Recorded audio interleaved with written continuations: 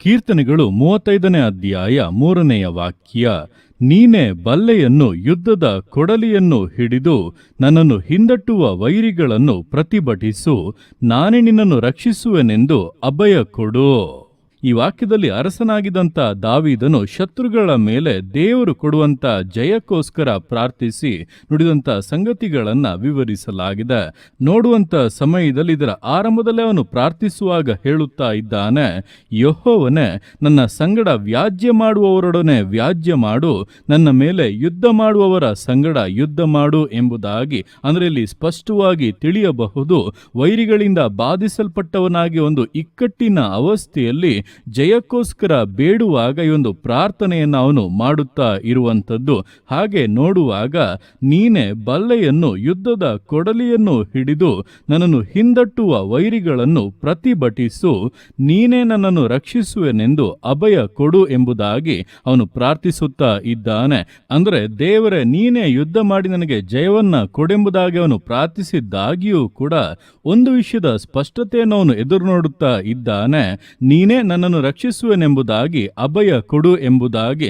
ಅಂದರೆ ದೇವರೇ, ಒಂದೇ ಒಂದು ಬಾರಿ ನಾನು ನಿನ್ನ ಸಂಗಡ ಇರುತ್ತೇನೆ, ನಾನು ನಿನಗೆ ಇದರಲ್ಲಿ ಜಯ ಕೊಡುತ್ತೇನೆ, ನಿನ್ನನ್ನು ರಕ್ಷಿಸುತ್ತೇನೆಂಬುದಾಗಿ ನೀನು ಹೇಳಿದರೆ ಸಾಕು, ಮಾತು ಕೊಟ್ಟರೆ ಸಾಕು, ನಾನು ನಿರ್ಭಯವಾಗಿ ಈ ಒಂದು ವಿಷಯದಲ್ಲಿ, ಈ ಒಂದು ಸನ್ನಿವೇಶದ ಮಧ್ಯದಲ್ಲಿ ಹಾದು ಹೋಗುತ್ತೇನೆ ಎಂಬುದಾಗಿ ಅವನು ಪ್ರಾರ್ಥಿಸುತ್ತಾ ಇದ್ದಾನೆ. ಇಲ್ಲಿ ನೋಡುವಾಗ ದೇವರೇ ಯುದ್ಧ ಮಾಡು ಎಂಬುದಾಗಿ ಅವನು ಪ್ರಾರ್ಥಿಸಿದ್ದಾಗಿಯೂ ಕೂಡ ದಾವೀದನ ಜೀವಿತವನ್ನು ನೋಡುವಾಗ ಅನೇಕ ಬಾರಿ ದಾವೀದನ ಮೂಲಕವಾಗಿಯೇ ಯುದ್ಧವನ್ನ ಮಾಡಿಸಿ ದೇವರು ಅವನಿಗೆ ವಿಶೇಷವಾದಂಥ ಜಯಗಳನ್ನ ಕೊಟ್ಟರು. ಹಾಗಾದರೆ ಒಂದು ವಿಷಯ ಸ್ಪಷ್ಟ, ದೇವರೇ ನೇರವಾಗಿ ಯುದ್ಧ ಮಾಡಬಹುದು ಅಥವಾ ನಮ್ಮ ಮೂಲಕವಾಗಿ ಆತನು ಯುದ್ಧವನ್ನ ಮಾಡಿಸಬಹುದು. ಆದರೆ ಆತನು ನಮ್ಮನ್ನ ರಕ್ಷಿಸುತ್ತೇನೆ ಎಂಬುದಾಗಿ ಅಭಯ ಕೊಟ್ಟರೆ ಸಾಕು. ಇದೆರಡರಲ್ಲಿ ಯಾವುದಾದರೂ ಕೂಡ ಜಯವು ನಿಶ್ಚಯ.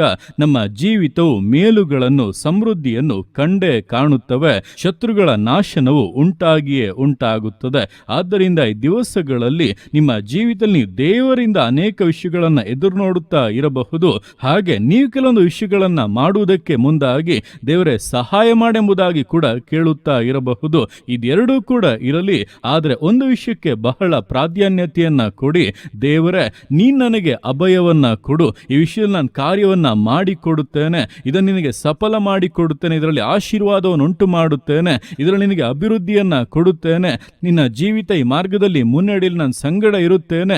ಈ ರೀತಿಯಾಗಿ ದೇವರ ನೀನು ಅಭಯ ಕೊಟ್ಟರೆ ಸಾಕು. ವಿಷಯಗಳು ಹೇಗೆ ಇದ್ದರೂ, ಸನ್ನಿವೇಶಗಳು ಹೇಗೆ ಇದ್ದರೂ ಕೂಡ ನಾನು ಮುನ್ನಡೆಯುತ್ತೇನೆ ಎಂಬುದಾಗಿ ದೇವರ ಮುಂದೆ ಪ್ರಾರ್ಥಿಸುವುದಾದರೆ ಆಗ ನಿಮ್ಮ ಜೀವಿತವು ದೇವರು ಕೊಡುವಂತ ಸರಿಯಾದಂಥ ಆಲೋಚನೆಗಳನ್ನು ಹೊಂದಿ ಆತನು ನಡೆಸುವಂತ ಮಾರ್ಗದಲ್ಲಿ ನಡೆದು ಯಾವುದೇ ಭಯವಿಲ್ಲದೆ ಶತ್ರುಗಳು ಬಂದರೂ ಕೂಡ ಜಯದ ಮೇಲೆ ಜಯವನ್ನ ಹೊಂದುತ್ತಾ ವಿರೋಧಗಳನ್ನು ಒಡೆದು ಹಾಕುತ್ತಾ ಪೂರ್ಣತೆಯ ಕಡೆಗೆ ಸಾಗಬಹುದಾಗಿದೆ. ಆದ್ದರಿಂದ ಈ ದಿವಸಗಳಲ್ಲಿ ಯಾವುದೇ ವಿಷಯವಾಗಿದ್ದರೂ ದೇವರೇ, ನೀನು ನನಗೆ ಅಭಯವನ್ನು ಕೊಡು, ನನ್ನ ಸಂಗಡ ಇರುತ್ತೇನೆ, ನನ್ನನ್ನು ಮುನ್ನಡೆಸುತ್ತೇನೆ, ನನ್ನನ್ನು ಆಶೀರ್ವದಿಸುತ್ತೇನೆ ಎಂಬುದಾಗಿ ನೀನು ನನಗೆ ಹೇಳಿದರೆ ಸಾಕು. ಆ ಮಾತಿನನುಸಾರವಾಗಿ ನಾನು ಜೀವಿತವನ್ನು ನಡೆಸುತ್ತೇನೆಂಬುದಾಗಿ ಸಮರ್ಪಿಸಿ ಪ್ರಾರ್ಥಿಸುವುದಾದರೆ ಈ ದಿವಸದಿಂದಲೇ ಒಂದು ವ್ಯತ್ಯಾಸವನ್ನು, ವಿಶೇಷವಾದಂಥ ಆಶೀರ್ವಾದಗಳನ್ನು, ಜಯಗಳನ್ನು ನಿಮ್ಮ ಜೀವಿತಗಳು ಅನುಭವಿಸಲಿದೆ. ಶತ್ರುಗಳ ನಾಶನವನ್ನು ನಿಮ್ಮ ಕಣ್ಣುಗಳೇ ಕಾಣಲಿವೆ. ಆ ರೀತಿಯಾಗಿ ನಮ್ಮ ಸಂಗಡ ಇದ್ದು ನಮಗೆ ಅಭಯವನ್ನು ಕೊಟ್ಟು ಆಶೀರ್ವದಿಸಿ ಘನಪಡಿಸುವಂತ ದೇವರ ಕರಗಳಲ್ಲಿ ಪೂರ್ಣವಾಗಿ ಸಮರ್ಪಿಸಿ ವಿಧೇಯತೆಯಿಂದ, ದೃಢತೆಯಿಂದ, ನಂಬಿಗಸ್ತತೆಯಿಂದ ವಿಶ್ವಾಸ ಜೀವಿತಗಳನ್ನು ಮುನ್ನಡೆಸೋಣ. ದೇವರ ಕರಗಳಲ್ಲಿ ಸಮರ್ಪಿಸಿ ಪ್ರಾರ್ಥಿಸೋಣ. ಯೇಸುವೆ ಸ್ತೋತ್ರ ರಾಜ, ಕೊಟ್ಟಂತ ಈ ದಿವಸಕ್ಕೋಸ್ಕರ ಸ್ತೋತ್ರ ಕರ್ತನೆ. ಈ ದಿವಸ ನಿನ್ನ ಕರಗಳಲ್ಲಿ ಸಮರ್ಪಿಸ್ತೇನೆ. ಪ್ರತಿಯೊಂದು ಜೀವಿತಗಳನ್ನು ನೀನು ಆಳ್ವಿಕೆ ಮಾಡು, ಬಲಪಡಿಸು ಕರ್ತನೆ. ಹೌದಪ್ಪ, ದಾವೀದನು ಪ್ರಾರ್ಥಿಸಿದ ಹಾಗೆ ನೀನೇ ನನ್ನನ್ನು ರಕ್ಷಿಸುವೆನೆಂದು ಅಭಯ ಕೊಡೆಂಬುದಾಗಿ ಬೇಡಿಕೊಂಡ ಹಾಗೆಪ್ಪ ನಾವು ಕೂಡ ಬೇಡುತ್ತಾ ಇದ್ದೇವೆ. ನೀವೇ ಅಪ್ಪ ನಮಗೆ ಅಭಯವನ್ನ ಕೊಡಬೇಕು. ನೀವು ಅಭಯ ಕೊಟ್ಟರೆ ಸಾಕು, ನೀವು ಮಾತು ಹೇಳಿದರೆ ಸಾಕು, ಅದನ್ನು ಆಧಾರವಾಗಿ ಇಟ್ಟುಕೊಂಡು ಅಪ್ಪ ನಾವು ಮುನ್ನಡೆಯುತ್ತೇವೆ. ನಮ್ಮ ಜೀವಿತದ ಪ್ರತಿಯೊಂದು ವಿಷಯಗಳು ಕೂಡ ನಿನ್ನ ನಡೆಸುವಿಕೆ ವಾಕ್ಯಕ್ಕೆ ಅನುಸಾರವಾಗಿಯೇ ಮುನ್ನಡೆಯಲಿ ಕರ್ತನೆ. ಅಪ್ಪ, ನೀನು ಯುದ್ಧ ಮಾಡಿದರೂ, ನಮ್ಮ ಮೂಲಕವಾಗಿ ಯುದ್ಧ ಮಾಡಿಸಿದರೂ ಕೂಡ ಕರ್ತನೆ, ಜಯವು ನಿಶ್ಚಯ ಎಂಬುದನ್ನು ತಿಳಿದು ನಿನ್ನನ್ನು ಆದುಕೊಂಡು ಅಪ್ಪ ನಿನ್ನ ಮೇಲೆ ಭರವಸೆಯನ್ನು ಇಟ್ಟು ಜೀವಿತವನ್ನು ನಡೆಸುವುದಕ್ಕೆ ಪ್ರತಿಯೊಬ್ಬರಿಗೂ ಸಹಾಯ ಮಾಡು. ನಿನ್ನಿಂದ ಅಪ್ಪ ಅಗಲಿಸುವಂತೆ ಚಂಚಲತೆಗಳನ್ನುಂಟು ಮಾಡಿ ಭಯವನ್ನು ತಂದು ಹಾಕಿ ಅನೇಕ ಕಾರ್ಯಗಳಲ್ಲಿ ಒಳಪಡಿಸಿ ಅಪ್ಪ ಜೀವಿತವನ್ನು ಹಾಳು ಮಾಡಬೇಕೆಂಬುದಾಗಿ ಹಿಂದಟ್ಟಿ ಬರುವಂಥ ಸಕಲ ದುರಾತ್ಮದ ಕಾರ್ಯಗಳು ನೀಗಿ ಹೋಗಲಿ, ಗೊಂದಲಗಳನ್ನುಂಟು ಮಾಡುವಂಥ ಸೈತಾನನು ಲಯವಾಗಲಿ ಎಂಬುದ ಕಟ್ಟಲೆ ಕೊಟ್ಟು ಪ್ರಾರ್ಥಿಸ್ತಾ ಇದ್ದಾನೆ.